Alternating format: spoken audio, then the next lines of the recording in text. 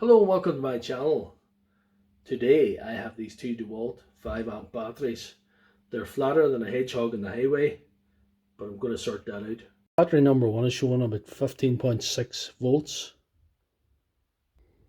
Battery number 2 is showing 15.28 volts. These are too low to power a tool, these are too low to take a charge. What happened these is the guy that owns them tried to start a tractor with them. As you can see, neither of them is going to register in the charger. I hadn't blinked, but that's all you're going to get. But if you put them in a tool, you get the same result. It's not even bringing on the light. And neither is this one. So we've got to get the top off these to see what is actually going on with them.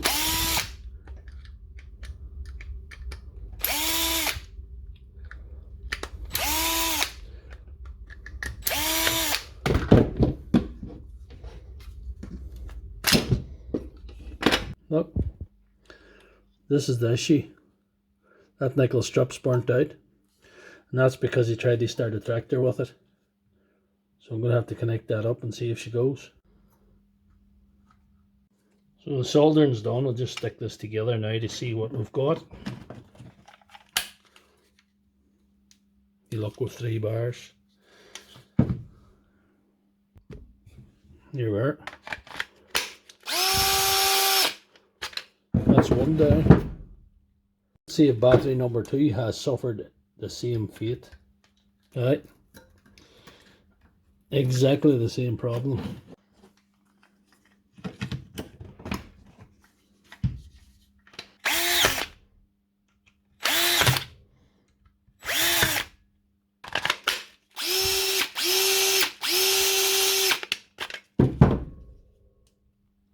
Yeah, that's the 2 of them back in business. So, moral of the story, don't try and start your tractor with the Dewalt 5 amp batteries. I like to bend the rules in all time, but I was bending them too far.